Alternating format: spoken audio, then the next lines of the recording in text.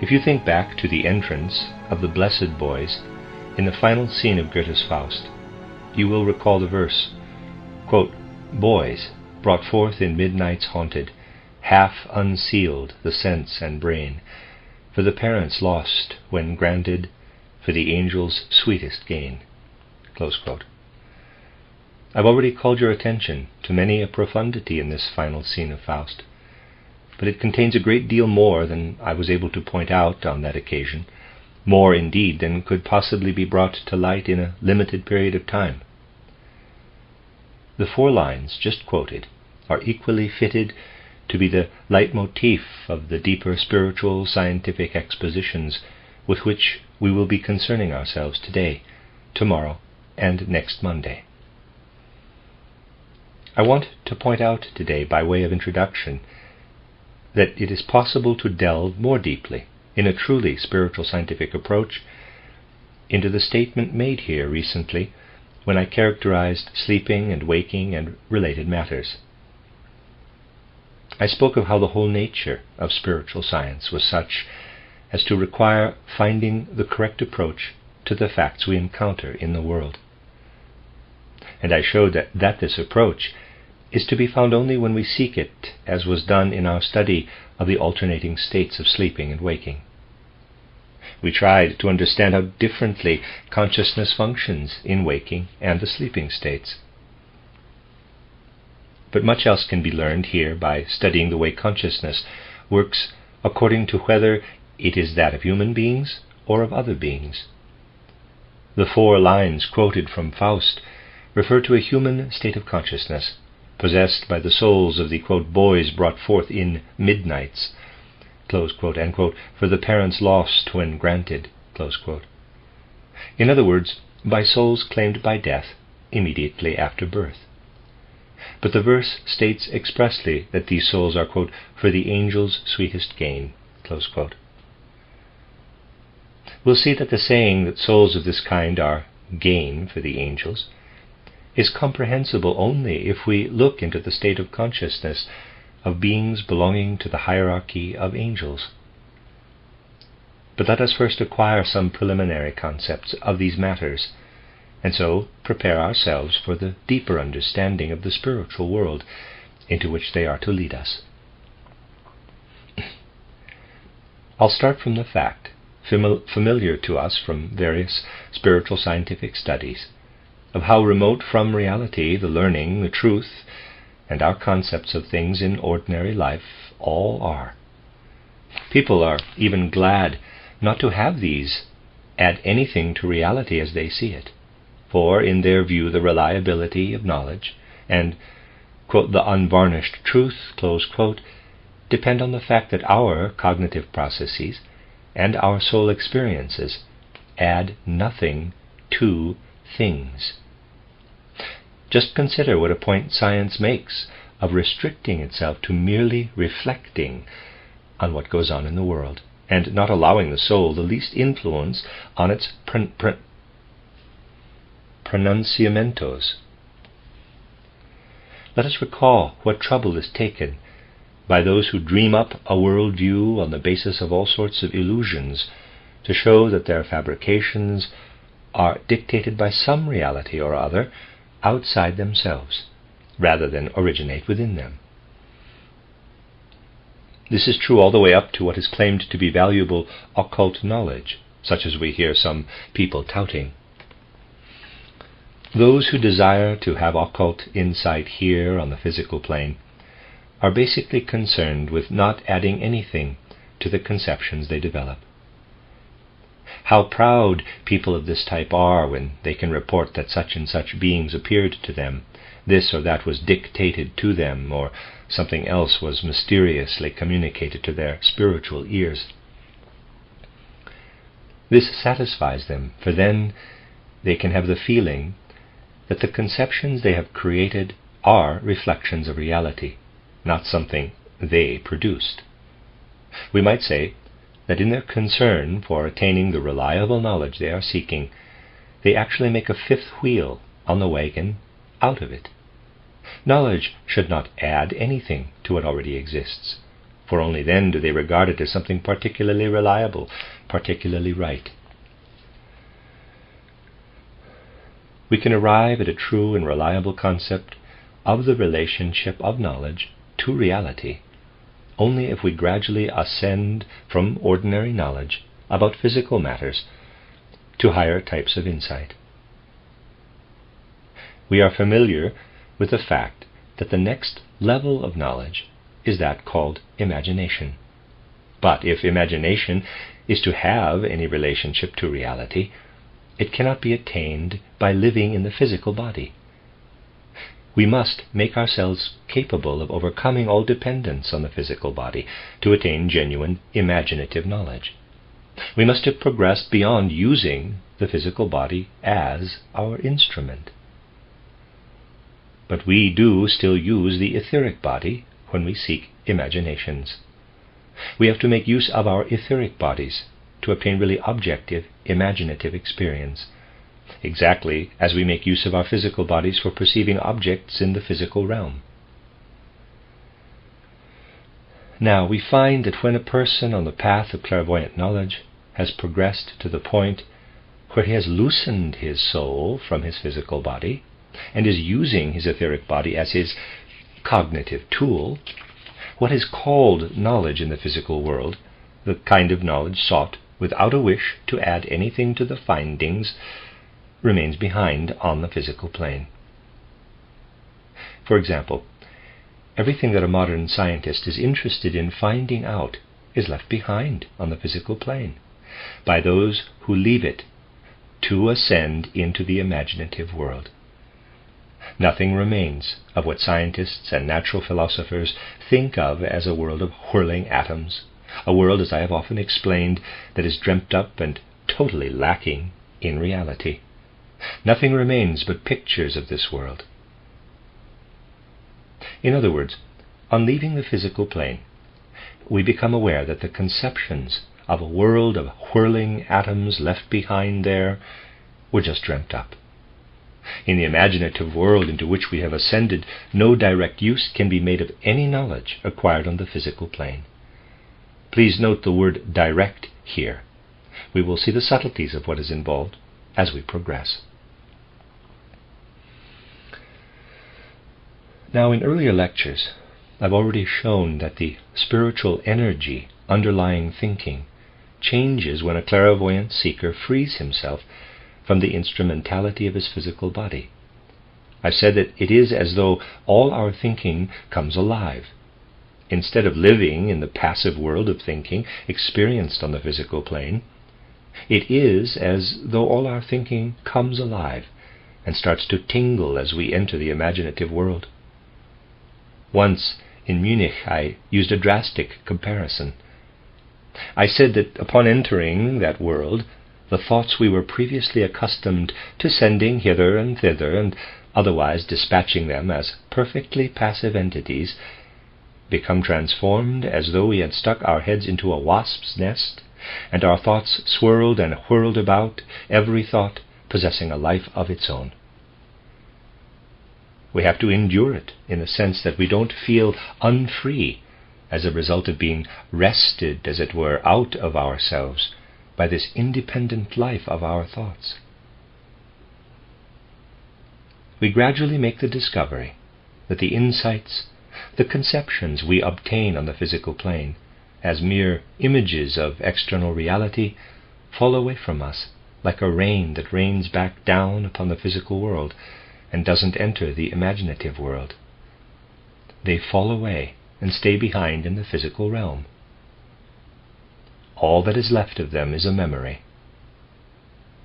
So we can look back on everything we have attained by exerting thinking, but that is now left behind on the physical plane as something we have finished with and no longer have any influence on. This is a diagram of how it actually is. This would represent the physical body, out of which the individual ascends. Then he immediately perceives his knowledge about physical facts falling like raindrops into the physical world. Knowledge of physical things is then outside him. This is an extremely interesting and extraordinary process. As we ascend into the first spiritual world, the imaginative world, we see our thoughts dropping away from us. And then we see that these thought forms become beings, and they make a strange impression on us if we really see them. We have the impression as we look at them that they are something wrested from us, something with significance for the physical world only. Now, it is extraordinarily difficult to get a more exact conception of what is dropping away from us there. It is scarcely possible, on ascending into higher worlds, to acquire correct insights by any other means than the most painstaking comparisons. First of all, it is necessary to discover what these thoughts of the physical plane, which have dropped away, can be compared to. These thoughts become very lively indeed. And the curious thing is that these thoughts we see back there on the physical plane are engaging in all sorts of dances similar to eurythmy. It is almost impossible to find these thoughts keeping really still. I spoke of their dancing resembling eurythmy, not the eurythmy that is being nurtured here, but regular movements of a sort. These thoughts have an extremely peculiar aspect. They are inwardly alive when they have left us, and this fact makes them valuable in this first stage of true clairvoyance. When a person says something colossally stupid here in physical existence, he certainly doesn't hold on to it for very long once he has realized the situation. Most people like to skip lightly over their stupidities once they recognize them. A really stupid thought laughs when it gets out. It laughs in proportion to its stupidity. And other thoughts can be seen behaving in a similar manner. They manifest an inner life, these thoughts, a very lively play of expression. They convince us that no stupidity we perpetrate escapes being eternalized. The only way we can get at the facts about these strange thought forms, which put in such a lively appearance, is through a comparison. We will find one only if we are in a position to see our thoughts in the way just described. Then we are also in a position to experience what I am going to describe. We need, for purposes of comparison, the whole wide world of gnomes, the fairy folk that rules all of external earthly nature.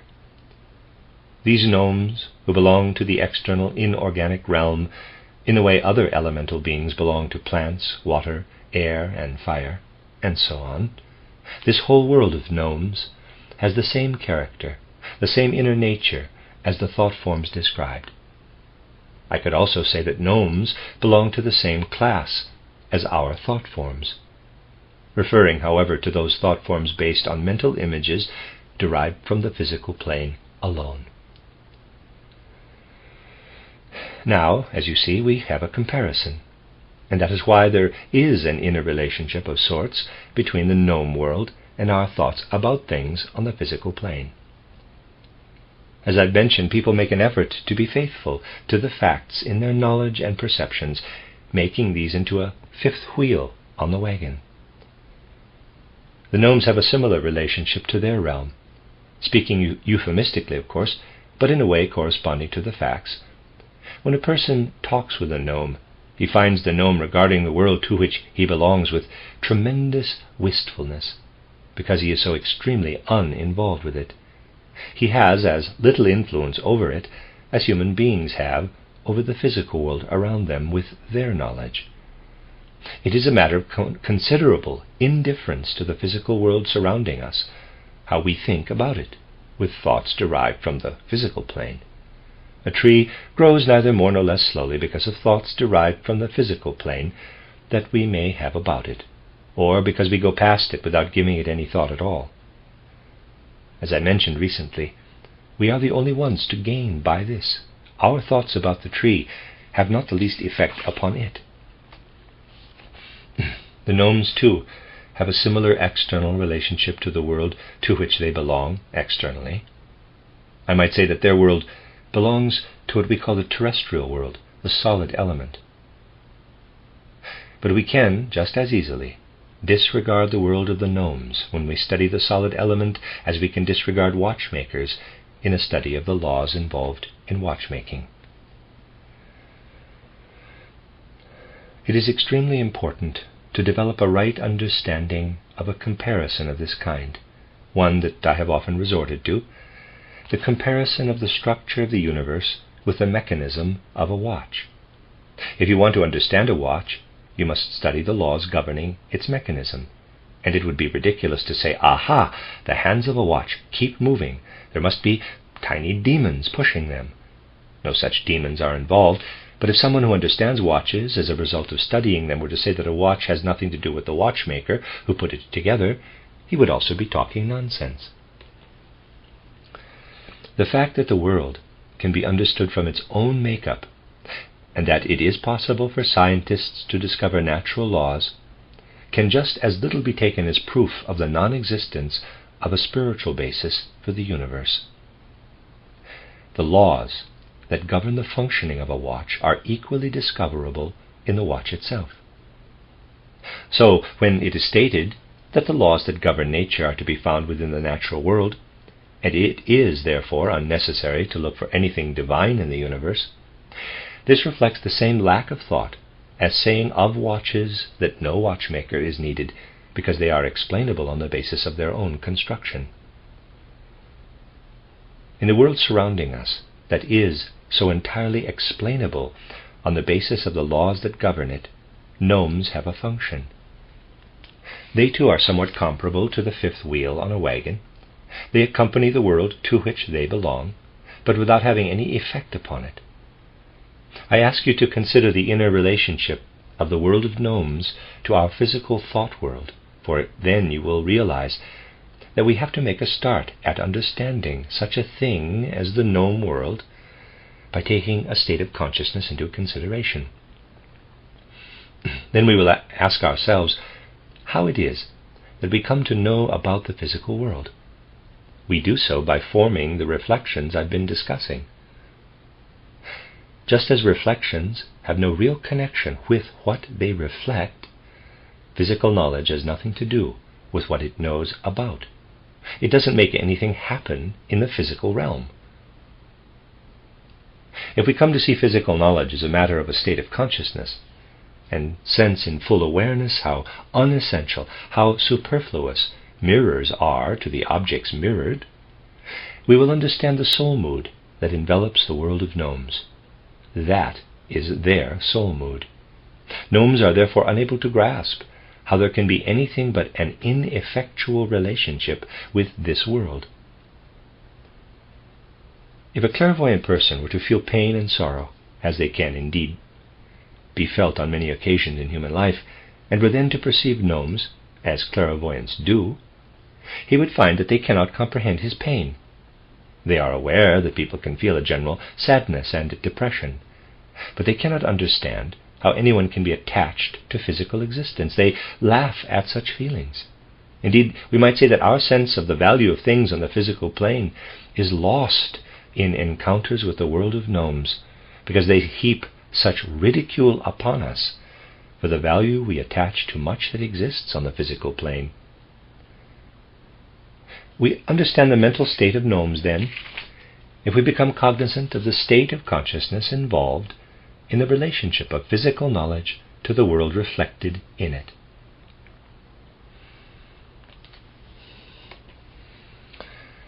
The beings to whom the name undines has been given, and who are inwardly related not to the earthly but to the watery element, and to everything liquidly rippling and flowing, must be pictured somewhat differently. We cannot form a proper concept of plants just by looking at them and making a one-time image of them analogous to a papier-mâché reproduction. To be aware of nothing more than such a one-time impression is to lack any true conception of a plant, and the same holds true in the case of undines. We picture a plant rightly only if we know it in its various states, first in its root development, then growing a stem, then putting forth leaves, then blossoming, the blossoms wilting, fruits appearing, and so on. Goethe tells us in his beautiful title, Metamorphosis of Plants, that we must study a plant's growth process, and there live in the plant, in addition to what it is in and of itself. And there live in the plant, in addition to what it is in and of itself, mobile elemental beings, inwardly related to the shaping, rippling, mobile element of water. And now we have to realize that the imaginative world into whose life we make our way on evolving beyond the physical plane is an inwardly mobile realm, resembling the cloud world in its metamorphoses, resembling the rippling, flowing element. The imaginative world is itself in flowing motion. And just as we encounter the realm of our own physical thoughts when we first enter the spiritual world, under favorable conditions encountering the elemental world of the gnomes, so do we live in the realm of higher elemental beings as waves live in water. We belong to and are part of its encompassing whole. We live in it. It is of course difficult to give an impression of such matters, but here too we must picture the state of consciousness involved. It helps us to understand, to say that all our thinking begins to come alive, that we are swept up by thoughts that become alive, as though the thoughts we produce, thoughts endowed with imagination, were to take on a life of their own. Purely physical thoughts, such as we had before, are left behind, an abandoned realm. Then we can say that the gnomes live in the world we have abandoned, but now we are living in the realm of the undines, and both for them and for us it is a world of movement. Let us picture this very exactly. We separate from our physical bodies and become strangers to them. We begin to carry on a life of inner mobility, of continuously changing, rippling motion. Everything takes on inner life as we experience ourselves in our etheric bodies. This is the experience we have also immediately upon dying, except that the tempo is slower. This experiencing of the imaginative world is what we experienced on the moon, except that it is at a higher level now. There, in a dream world of imagination, a realm of pictures. There it was a dream world of imagination, a realm of pictures. On Jupiter we will experience it in full consciousness. We lift ourselves into it upon leaving our physical bodies behind, as described. Try to picture it really vividly. The world of the senses is obliterated. What we saw with our eyes and heard with our ears is no longer perceptible. We cease to feel as well.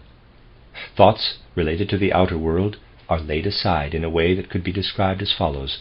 O gnomes, we give you our physical thoughts to keep you company. Occupy yourselves with them for a while. Now, an inner living and weaving sets in, a sharing in everything on earth that is inwardly alive and streams and ripples in the way the earth's fluid element carries on its rhythmic life.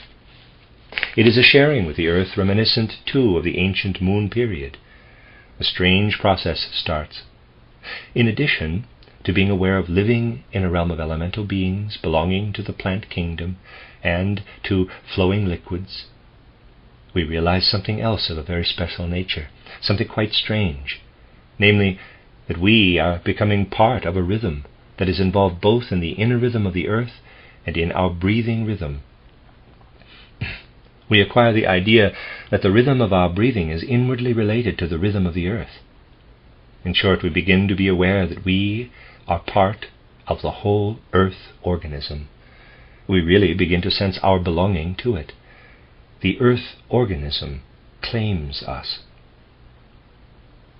This can be compared to what Goethe described in To Eckermann on April 11, 1827, when he said, quote, I picture the earth with its vapor mantle as a huge living organism involved in an unceasing in and out breathing.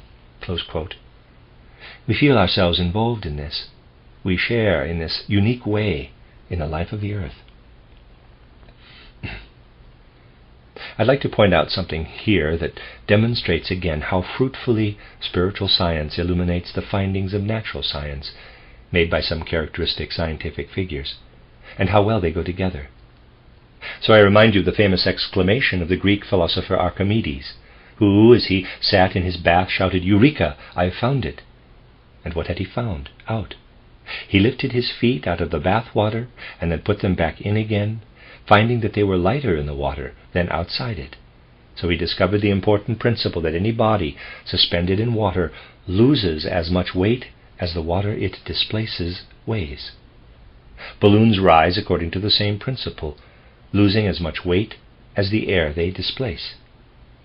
In the case of water, a heavy object lying on the bottom does not lose weight, but it does so when it is suspended in the water. This principle obtains throughout nature, and it is an important one, for it is related to something of the greatest importance in human beings. You will have heard that the human brain weighs on the average 1,350 grams. It is therefore quite heavy, almost 1.5 kilos. Very fragile organs occupy the space beneath it, organs that would be crushed by laying anything weighing a single kilo on top of them. Yet it is a fact that we all have a brain heavy enough to crush the organs that lie at its base. But the pressure exerted on them actually amounts at most to 20 grams, rather than to a kilo. How is this accounted for? It is due to the fact that the brain is suspended in a liquid. It loses all but 20 grams of its weight because it is floating in the brain fluid. We are speaking here not of what it actually weighs, but of its 20-gram pressure on the organs at its base. We picture it correctly when we conceive the brain floating in the brain fluid, and this fluid extending downward into the spinal column.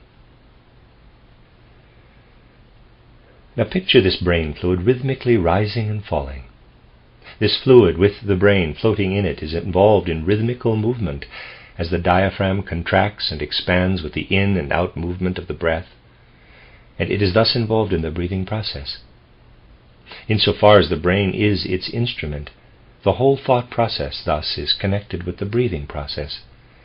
The brain is thus an extraordinarily sensitive sense organ for the forces continually playing in the earthly realm. Goethe, in his deep insight into the matters of this kind, refused, for example, to accept what the crude meteorological science of his time had to say about the rise and fall of barometric pressure being due to atmospheric lightness or heaviness. He spent an endless amount of time registering barometric readings in various localities. And he tried to determine how regular this rise and fall was over the earth as a whole, and showed how it could be compared to an inner terrestrial force, an in and out breathing on the part of the earth, which is of course closely related to meteorological regularity and irregularity. We need not be surprised at the barometer's changeableness, despite the regularity of the earth's in and out breathing. Human beings too are prone, despite the regularity of their breathing, to contract colds and other conditions that act like barometers, showing that something is amiss. We perceive this wonderful lawfulness in the earth's gravity, this inner life of the terrestrial, even though we are not conscious of it in the physical life. We perceive the mysterious inner processes of the earth creature taking place in the continuous rising and falling of the brain fluid, in exactly the same way we gaze out into the world and listen to it. Goethe said of it, quote, "I picture the earth with its vapor mantle as a huge living organism involved in an unceasing in and out breathing." Close quote. We feel that we share in it, though on an unconscious level. But the moment we use our etheric bodies as perceptive organs, we begin to perceive it consciously and to participate in it. We become part of this huge earth creature. Our age is really the first to confront such matters entirely without understanding. Kepler, whom even those currently eager to wipe out all spiritual insight regard as a great mind, still spoke of our earth as having a periodic respiratory process which he likened to that of whales, a going to sleep and reawakening, depending upon the sun rhythm and accompanied by a fulling and ebbing of the ocean. We have an experience of these processes on an unconscious level, and it finds expression in a physical process of which we are not consciously aware. It will not surprise you, then, that clairvoyant perception reports that what is now withdrawn into the inner organism, the strange relationship between the external atmosphere and our thought process through the blood, and the rising and falling of the brain fluid, was once an external element on the ancient moon, where dreamlike clairvoyance prevailed. The circulating air was outside. The human being himself was as yet only a vortex in the moon substance, where there was as yet no earthly matter. The moon was still in a fluid state, or at its most material, a thickened fluid. And in this whirling and perceiving, the whirling lived moon human beings, floating as condensations in the fluid element. What we were as moon humanity remains within us, and if we study the brain in the brain fluid and study the nature of the various functions related to the breathing process, we see that it is indeed true that we have inherited the legacy of the ancient moon, and now withdrawn into our interior makeup.